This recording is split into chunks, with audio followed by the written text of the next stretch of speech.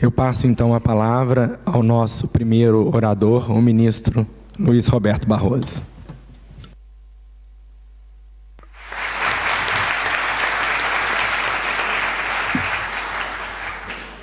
Muito obrigado, professor Ricardo Campos. Eu tenho muito prazer e muita honra de estar aqui e de compartilhar essa mesa com Caroline, com o deputado Orlando Silva e com a Clara, todas as pessoas amigas e queridas. Agradeço ao ministro Gilmar Mendes o convite, ao ministro Salomão, agradeço ao Sidney também a logística e toda a atenção.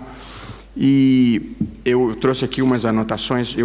Antigamente eu falava de improviso, mas a última vez que eu falei de improviso não deu certo. Perdeu uma mané, não a mola, e me trouxe muitos problemas. Deu muita alteração. Então agora trago escrito.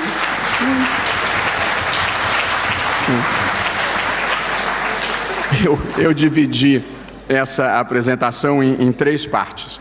A primeira, intitulada Revolução Digital e a Nova Economia. A segunda, mídias sociais e a necessidade de sua regulação. E a terceira, o avanço da inteligência artificial e a necessidade da sua regulação. O tempo é curto e eu vou correr um pouquinho. Nós, começando a primeira parte, Revolução Digital e Nova Economia, nós vivemos sob a égide da terceira Revolução Industrial, que ocorre a partir da segunda metade do século XX e se caracteriza pela substituição da tecnologia analógica pela tecnologia digital e também por isso é chamada de Revolução Digital. A Revolução Digital se caracteriza pela universalização dos computadores pessoais, pela massificação dos telefones celulares e pela internet conectando bilhões de pessoas em todo o mundo. E essa revolução digital ou tecnológica modificou de maneira profunda a maneira como nós vivemos, a maneira como nós reservamos um hotel, a maneira como nós fazemos uma pesquisa, a maneira como nós ouvimos música. Nós todos desenvolvemos nos últimos tempos um novo vocabulário, uma nova semântica e uma nova gramática, com palavras que identificam utilidades que até outro dia nós não conhecíamos e sem as quais já não conseguiríamos viver. Fiz uma pequena listinha aqui, apenas dos que eu conheço com alguma intimidade. Google, queria dizer aos mais jovens que já houve vida na Terra sem poder dar um Google. Facebook, Instagram, TikTok, YouTube, WhatsApp, Telegram, Twitter, Waze, Spotify, Netflix, Uber, Dropbox, Skype, FaceTime e para os solteiros ainda tem Tinder. Portanto, nós vivemos esse admirável mundo novo da tecnologia da informação, da biotecnologia, da nanotecnologia, da impressão em 3D, da computação quântica, dos carros autônomos, da internet das coisas, algoritmo, que é uma palavra que a gente não conhecia até outro dia, vai se tornando o conceito mais importante do nosso tempo. Há uma passagem no livro do Harari em que ele diz que se um jovem ou uma jovem tiverem dois pretendentes e estiverem em dúvida, o Google é capaz de fazer a escolha melhor do que o interessado, apenas cruzando as informações que já tem. Eu escrevi na margem do meu livro, Ricardo, prefiro errar sozinho. Mas a verdade é que essa é uma transformação profunda que ocorreu nessa nova economia em que a principal riqueza já não é mais física. A riqueza é a inovação, é o conhecimento, é a propriedade intelectual. Quando eu e o Gilmar éramos mais jovens e possivelmente mais bonitos, as empresas mais valiosas do mundo eram as que exploravam petróleo, como a Esso e a Shell, as que fabricavam automóveis, como a General Motors e a Ford, ou as que produziam os grandes equipamentos, como a General Electric. Hoje em dia, nenhuma dessas empresas figura mais entre as mais valiosas do mundo. As empresas mais valiosas do mundo hoje são Apple, Amazon, Facebook, Google e Microsoft, com os seus novos nomes e uma ligeira alteração da Aramco por causa da guerra ocorrida na Ucrânia. E, portanto, nós estamos vivendo uma época em que o direito corre atrás de regular novos modelos de negócios. Eu procurei fazer uma listinha aqui para a nossa conversa. Comércio eletrônico mudou completamente a nossa vida. Hoje em dia se fazem compras na Amazon, na Alibaba, na Magalu. Acabaram as livrarias por exemplo, para quem gostava de entrar em livraria, ou então quando eu andava no exterior e algum desses radicais me seguia, eu entrava logo numa livraria e ficava seguro, porque não tinha nenhum risco de eles entrarem. E, portanto,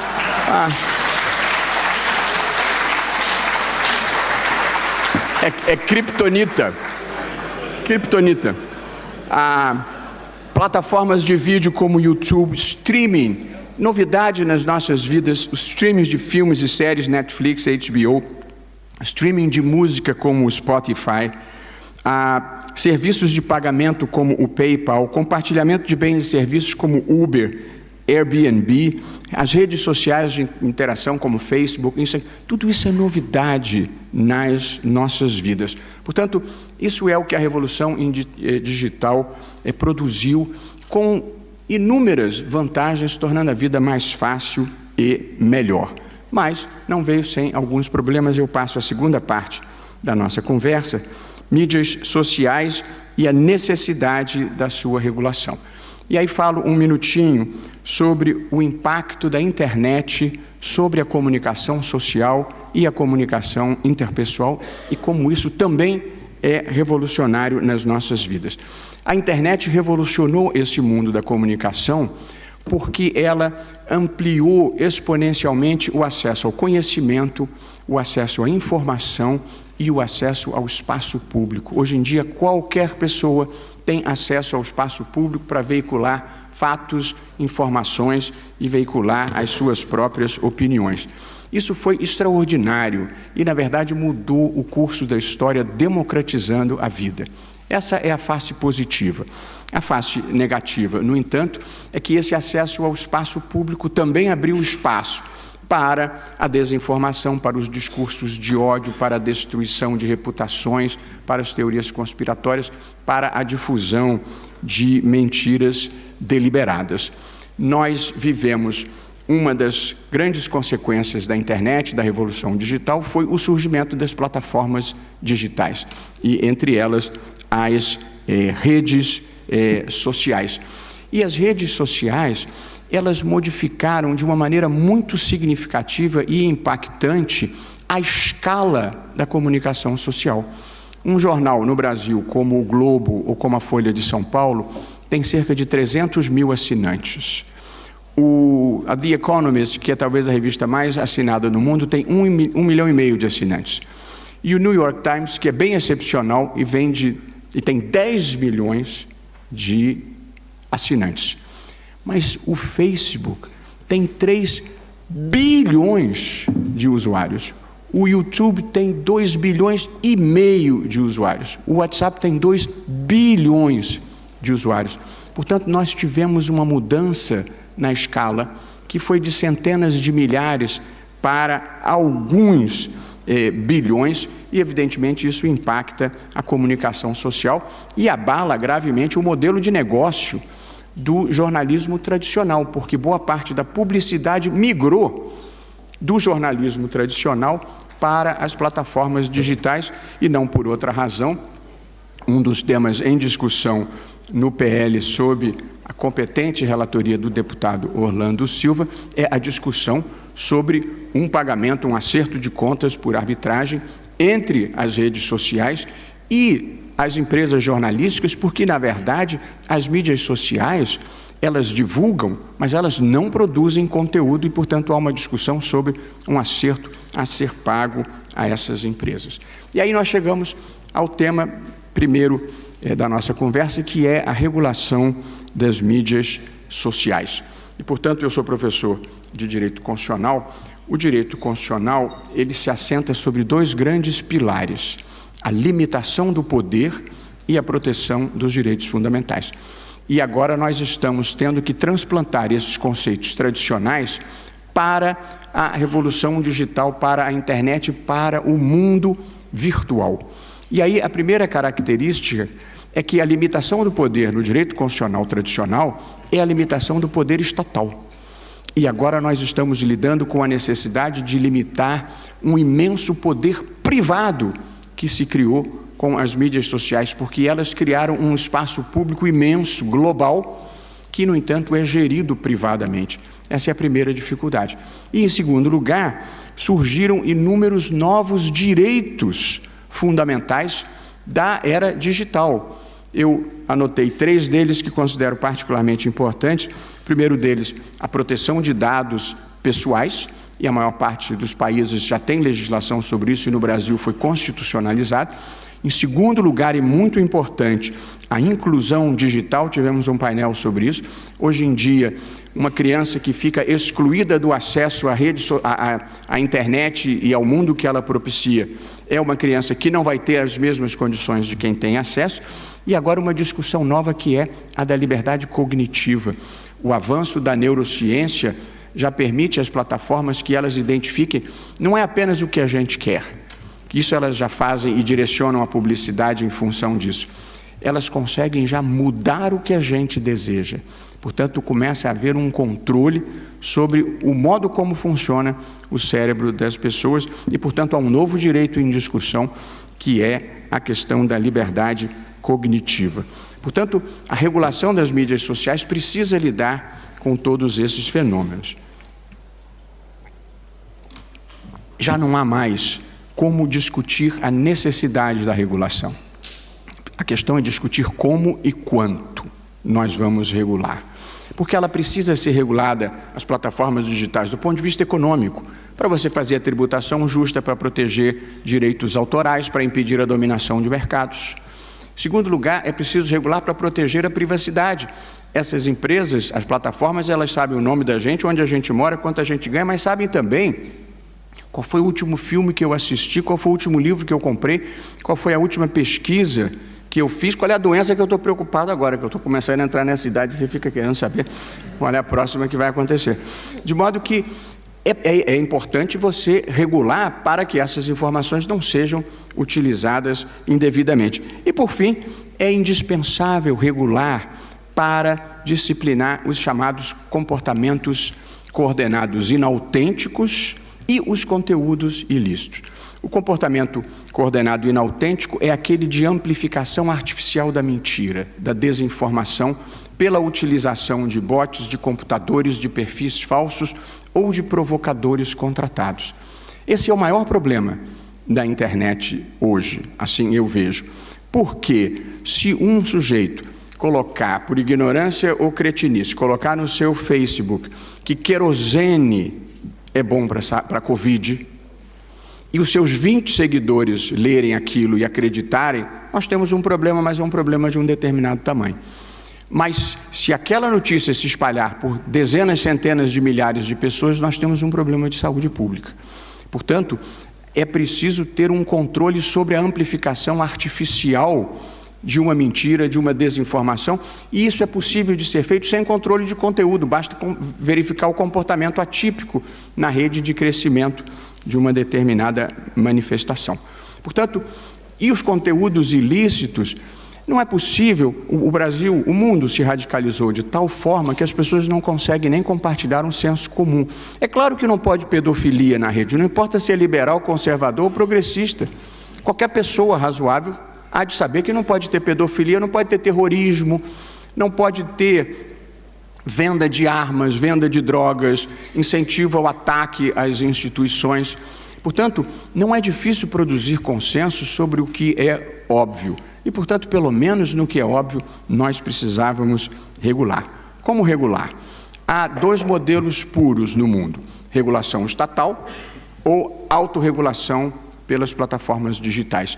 E há um modelo, que é o que foi adotado na União Europeia e que está no projeto relatado pelo deputado Orlando Silva, que se chama regulação autorregulada. Você tem um arcabouço geral principiológico estatal e você tem o dever de as plataformas terem termos de uso especificando quais são os conteúdos que ela não vai aceitar e, idealmente, no sistema de regulação autorregulada, as próprias plataformas implementam essa legislação e a minha ideia, que defendo já de algum tempo, é que exista, Orlando, um órgão externo, independente e não governamental que faça esse monitoramento da rede, as recomendações e, eventualmente, recomende a aplicação de sanções.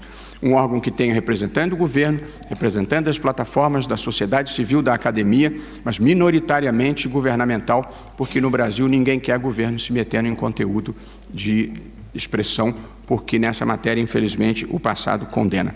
Portanto, esse é o modelo: autorregulação regulada, um pouco de legislação estatal, autorregulação pelas empresas e um monitoramento externo por um órgão independente. A questão da responsabilização civil das empresas, a discussão que está na mesa. O Marco Civil da Internet prevê, e acho que é uma boa previsão, que, como regra geral, a plataforma só tem o dever de retirar um conteúdo após a primeira ordem judicial. Essa é a regra geral do Marco Civil da Internet, que foi elaborada há 10, 11, 12 anos atrás e atendia às demandas da época. Eu continuo a achar que essa norma é boa, porém, nós precisamos ampliar um pouco as exceções. E, portanto, o debate que está na mesa é: primeira exceção, se for inequivocamente um comportamento criminoso, as plataformas devem removê-lo de ofício. Portanto, elas têm que ter um dever de cuidado de remoção por via algorítmica. Tem que ser algoritmo por quê? Porque são milhões de postagens diárias e, portanto, não é possível monitorar isso pelo olho humano. Isso tem que ser feito de uma forma algorítmica, mas tem que ter o dever de cuidado, tem que ter o empenho de remover terrorismo, de remover pedofilia. As plataformas dizem: não, mas nós já fazemos isso, então não tem problema botar na lei, né? Isso já faz. E, em segundo lugar, eu acho que, havendo inequívoca violação de direito, a remoção deve se dar por notificação privada. Compartilhamento de imagens íntimas, violação de direito autoral, notificação privada remove. Portanto, o modelo que está em discussão e que me parece bastante razoável é, regra geral, remoção por notificação judicial. 2 exceções: remoção de ofício em caso de crime e remoção por notificação privada em caso de inequívoca violação de direito. E, por fim, para que, na moderação de conteúdo, as empresas, as plataformas não se tornem censores privados, a moderação de conteúdo, que é a possibilidade de remover, de diminuir o alcance ou de etiquetar, deve ser acompanhado de transparência, termos de uso claros, deve ser acompanhado de devido processo legal. Se remover, tem que notificar e dar direito a um recurso, e do que eu chamaria de equidade, traduzindo o fairness do inglês, que é: você não pode remover por categorias suspeitas, porque é negro, porque é judeu, porque é, enfim, qualquer outra classificação discriminatória. Portanto, esse é o arcabouço que eu imagino de regulação para as mídias sociais, boa parte dele já inserido no PL 2630. Autorregulação regulada, responsabilização naqueles 3 níveis e moderação de conteúdo com essas obrigações. Falo, nesses minutos finais, um pouquinho sobre a regulação da inteligência artificial, que é o grande tema do momento e que é um tipo de tecnologia que permite a transferência de capacidades decisórias humanas para computadores, que são alimentados, no entanto, por seres humanos com dados, estatísticas e informações. No presente estado da arte dessa matéria, os cientistas procuram dizer e nos acalmar um pouco, dizendo que as máquinas não têm consciência de si mesmas, não têm ideias próprias, não têm discernimento sobre o que é certo ou errado, nem têm sentimentos. Vale dizer, a inteligência artificial depende inteiramente, dizem os cientistas, daquilo que é alimentado nela pela condição humana, inclusive os valores éticos. E o cientista do Google, não sei se ele se apaixonou, não sei o que aconteceu, porque achou que a máquina tinha sentimento, ele foi sumariamente demitido, porque a ciência não entende isso ainda. E a verdade é que a inteligência artificial traz muitos benefícios para a nossa vida, desde as cirurgias por via de robótica avançada, até os carros autônomos que prometem minimizar o número de acidentes e de óbitos. Essas vantagens, no entanto, não vêm desacompanhadas de alguns riscos e de alguns problemas que precisam ser enfrentados, como, por exemplo, já foi observado hoje mais cedo, o risco da massificação da desinformação e o grave comprometimento da liberdade de expressão pela utilização do deepfake.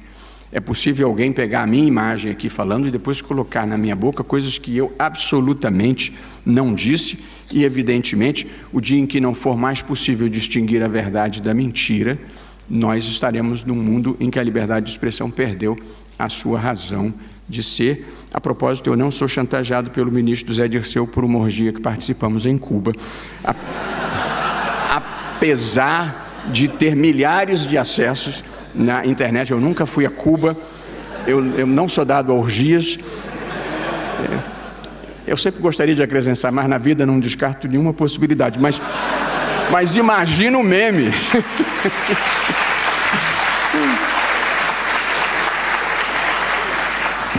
Portanto, o risco da massificação da mentira, o emprego da inteligência artificial para fins militares, a discriminação algorítmica, a Laura falou disso mais cedo, e a chamada opacidade algorítmica, que é a perda porque o algoritmo é um conjunto de instruções operacionais para o computador funcionar. E, portanto, você sempre pode acompanhar cada etapa desse processo decisório. Mas acontece um fenômeno que se chama aprendizado de máquina, machine learning, em que as máquinas, ao praticar muitas vezes condutas que foram orientadas, elas aprendem por conta própria. E o exemplo mais típico é o do jogo de xadrez, Ricardo, que eu li recentemente. Todo mundo sabe que o computador ganhou algumas partidas do Kasparov, grande mestre, mas aconteceu um fato novo que surpreendeu a todos. É que o computador, ele havia sido alimentado com as jogadas possíveis, com as aberturas possíveis do xadrez para quem joga xadrez. E depois de um tempo jogando, o computador passou a fazer jogadas que não havia sido alimentado e a fazer aberturas que não havia sido ensinado e jogadas totalmente imprevisíveis. E isso revelou uma capacidade que não estava dentro da previsão e que não estava dentro dos planos. E o último risco é o da chamada singularidade. Eu disse que os computadores não têm consciência de si mesmo. Um computador não dirá penso, logo existo. Mas não é descartada a possibilidade de que eles adquiram consciência.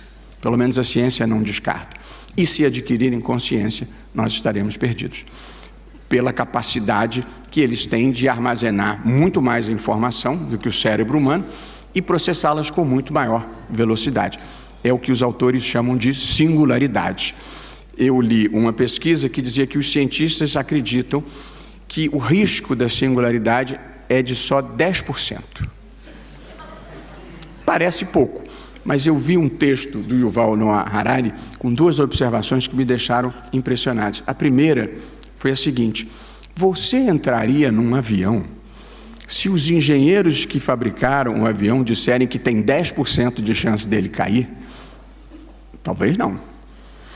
E a segunda observação que ele faz, interessante, é que, na verdade, a inteligência artificial, sobretudo a inteligência artificial generativa, o Large Language Model, que é o ChatGPT, ele, segundo o Harari, hackeou, na verdade, o sistema operacional da comunicação humana, que é a linguagem. E, portanto, eles já conseguem produzir textos e produzir imagens. E a inteligência artificial é capaz de armazenar tudo o que a cultura humana produziu nos últimos 5.000 anos. Pelo menos desde o início da escrita em 3.000 com os sumérios. De modo que, podendo armazenar toda a cultura milenar humana, a inteligência artificial passa a ter capacidade de fazer poemas, de pintar quadros, de inventar aplicativos com uma capacidade muito maior do que nós temos.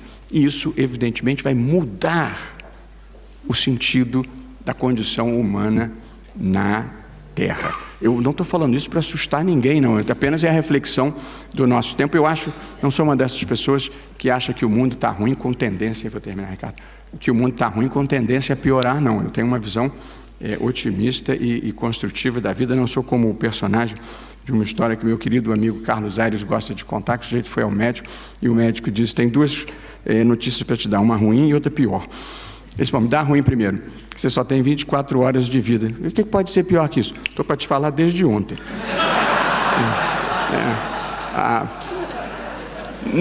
Não por acaso estamos todo o mundo preocupado em regular também a inteligência artificial ao lado da regulação das mídias sociais. Tivemos hoje um painel mais cedo, há um anteprojeto que foi elaborado por uma comissão presidida pelo ministro Ricardo Cueva, de que foi relatora a Laura Schertel Mendes, que procura capturar o que é possível de regulação num ambiente e num universo que a gente não tem capacidade de prever tudo o que está vindo e, portanto, não é uma coisa fácil.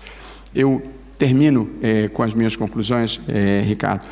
A revolução tecnológica impactou drasticamente as nossas vidas, mudando o curso da história e, acho que, no geral, mudando para melhor. Esses avanços da tecnologia se soma à inteligência artificial com todas as suas potencialidades para fazer a vida melhor e com todos os riscos que traz. No tocante às plataformas digitais, eu acho que o bom senso conduzirá ao consenso de que é preciso regulá-las. Nós apenas temos que acertar a dose para não comprometermos a liberdade de expressão. E no tocante à inteligência artificial, inúmeros cientistas têm advertido para o risco de ela fugir de controle. Centenas de cientistas assinaram um documento pedindo para suspender as pesquisas. Não vai acontecer, porque a gente não consegue parar a história, mas são preocupações que merecem ser levadas em conta. Nós somos contemporâneos de momentos decisivos, eu diria, para a democracia e para os direitos fundamentais. Porém, mais do que isso, nós estamos definindo os rumos da humanidade e a própria ideia do que significa ser humano, e nós não podemos errar.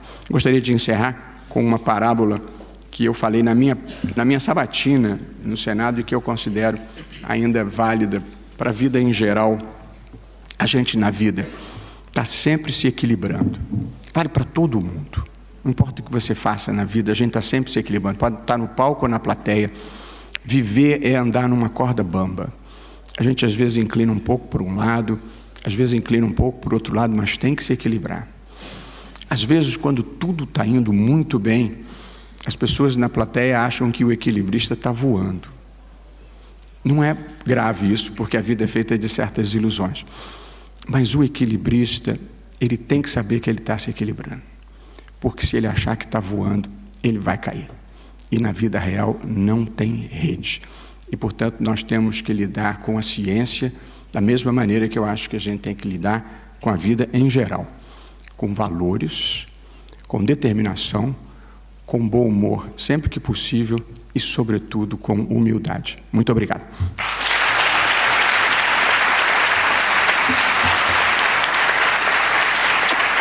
Muito obrigado.